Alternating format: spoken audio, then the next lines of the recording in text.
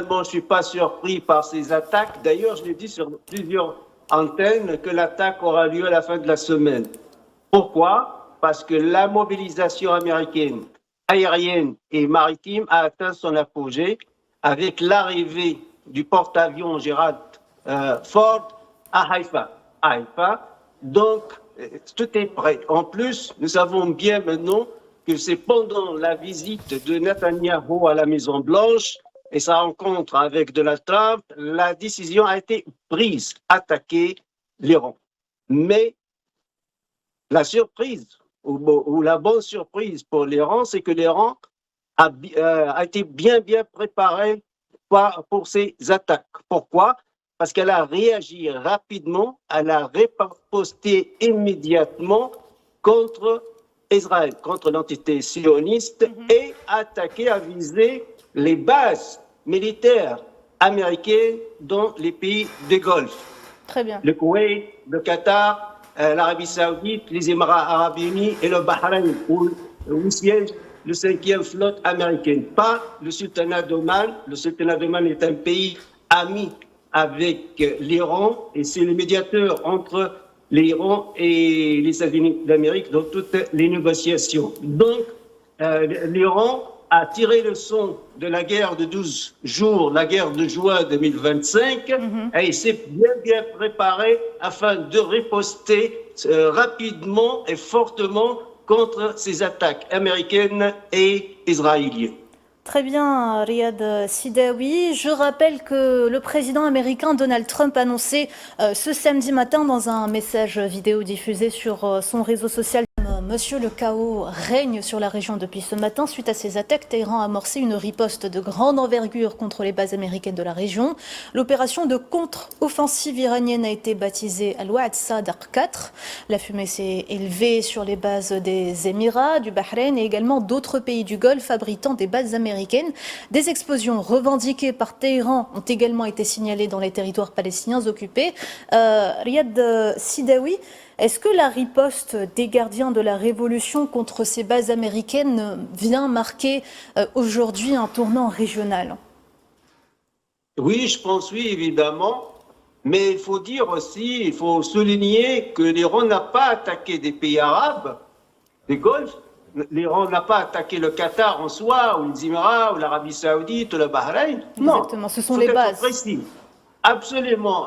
L'Iran a attaqué des bases militaires américaines, même pas civiles, militaires américaines, des radars, des aérodromes, des installations militaires américaines. Et d'ailleurs, Abbas Araghchi, le ministre des Affaires étrangères iranien, a téléphoné à ses homologues dans ces pays depuis des longues semaines qu'écoutez, en cas où les Américains nous attaquent, on va riposter et ce n'est pas vous que vous êtes concernés, ni en tant qu'État, ni en tant que peuple, mais uniquement les bases militaires américaines. Et je pense, tout à l'heure, j'ai entendu des infos qui disaient que Abbas Araghchi, le ministre des Affaires étrangères iranien, a téléphoné à ses homologues, je pense qatariens, émiratis, et je pense aussi le Bahreïn, afin de les rassurer, ce n'est pas vos pays qui sont attaqués. Non, ce sont les bases militaires américaines. Et là, ce n'est pas un secret, parce que les Américains ont menacé, les Iraniens ont riposté par des menaces. On va attaquer vos bases militaires dans la région. Maintenant, ils ont exécuté leurs menaces. Ils ont exécuté leurs menaces, voilà. Donc, c'est vrai, aujourd'hui, le chaos règne dans les pays de Golfe. Et pourquoi moi j'ai dit, j'ai déclaré pour plusieurs antennes de télévision, la guerre aura lieu à la fin de la semaine, le samedi probablement. Pourquoi? Pour éviter le crash de la bourse. Parce que j'ai constaté, j'ai regardé la bourse de Nasdaq et de Dow Jones de Wall Street, j'ai remarqué à titre d'exemple que le United Airlines, compagnie aérienne américaine, qui a fait beaucoup de bénéfices d'ailleurs, mais sa valeur chute de 10% presque. Là, les investisseurs, ils ont compris que c'est la guerre. Demain, c'est la guerre, donc on se retire. Évidemment, le lundi, si par exemple les Iraniens, ils ont menacé aussi de fermer le détroit d'Ormuz, donc plus de 20% de pétrole des pays de Golfe qui coule dans le marché international, on ne veut pas l'avoir.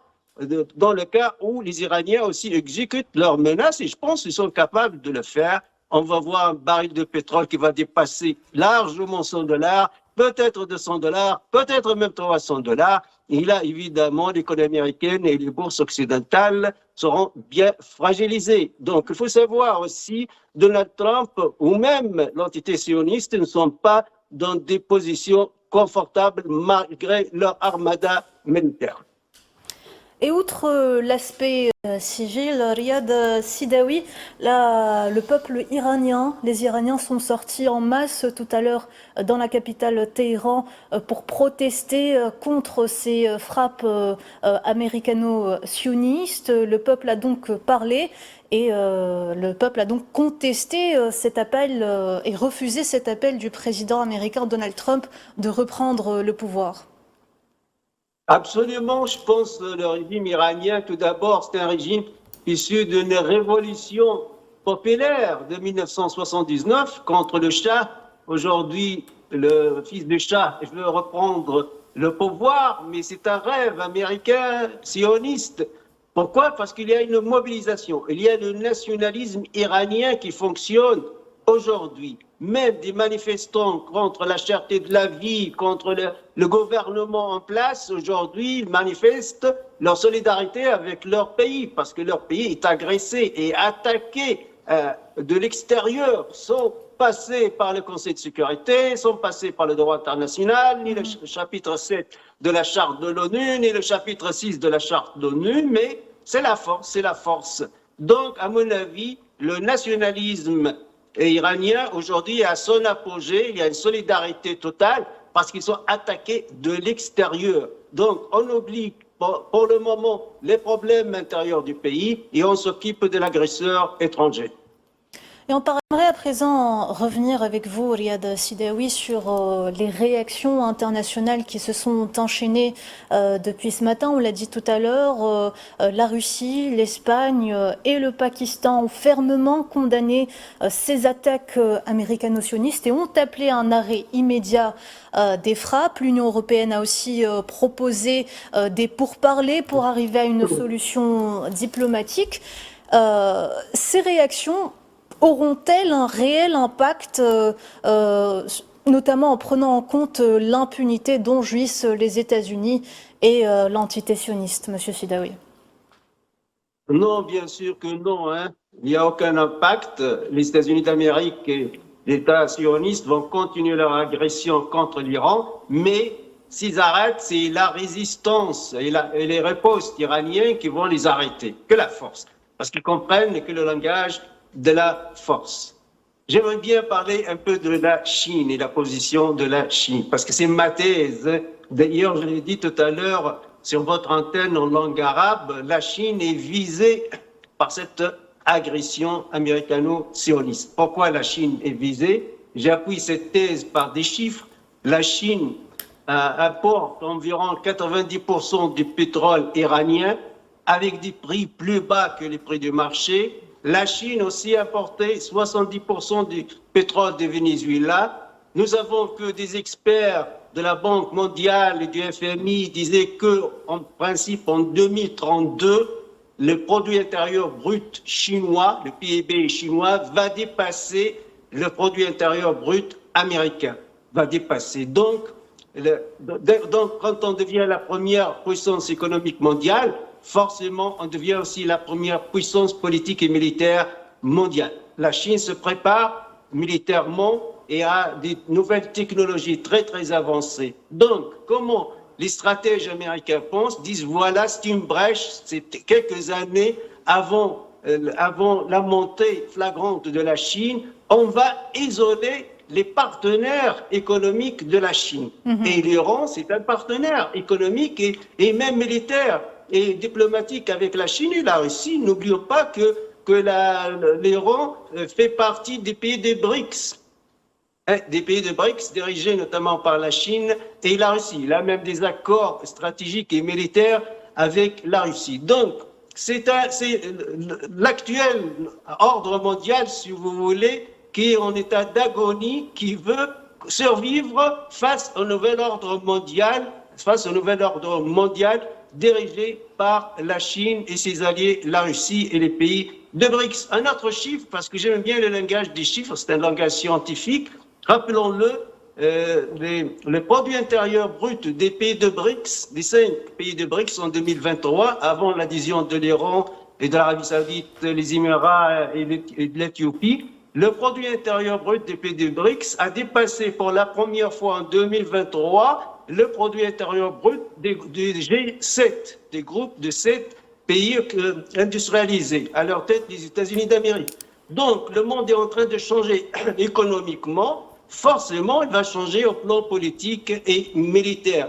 Donc, les Américains disaient que voilà, on a quelques années afin de éliminer les alliés de la Chine et contrecarrer la Chine. Parce que la Chine, en suivant ce taux de croissance, va devenir la première puissance mondiale prochainement.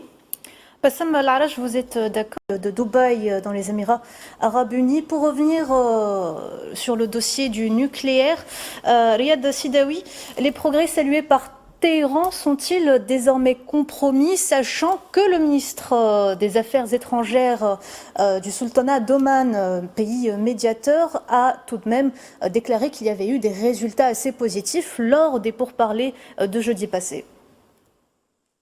Oui, le Sultanat d'Oman a été épargné de toute attaque iranienne, parce que, comme j'ai dit dès le début, c'est un pays ami pour l'Iran, c'est un pays médiateur. D'ailleurs, c'est grâce au Sultanat d'Oman aussi que l'Iran a conclu l'accord avec les Américains 5+1, les 5 pays membres permanents au sein du Conseil de sécurité, plus 1, c'est l'Allemagne. Les Iraniens ont joué la carte diplomatique, même économique, pendant leurs négociations à Genève. Vous savez qu'il y a des délégués économiques iraniens qui ont dit aux Américains, écoutez, c'est vrai, en 2015, un accord de 2015 n'a pas donné grand-chose aux Américains. Je parle au plan économique. À titre d'exemple, l'Iran a demandé à Airbus d'acheter plus que 100 appareils Airbus. Alors, maintenant, nous sommes prêts à acheter des Boeing au lieu d'Airbus, puisqu'ils savent que Donald Trump est un businessman, donc il veut toujours gagner de l'argent. Voilà, vous pouvez, les États-Unis d'Amérique, avec un accord avec l'Iran, gagner aussi de fric avec nous. Très bien. Et paradoxalement, la délégation iranienne a été optimiste avec M. Abbas Araghchi, alors que les Américains, on a constaté des contradictions, des déclarations. Les uns disent on avance, les autres on dit les Iraniens ne veulent pas résoudre les grandes questions dans ces négociations. Très bien, Monsieur Sidawi, on va juste laisser le dernier mot à Bassam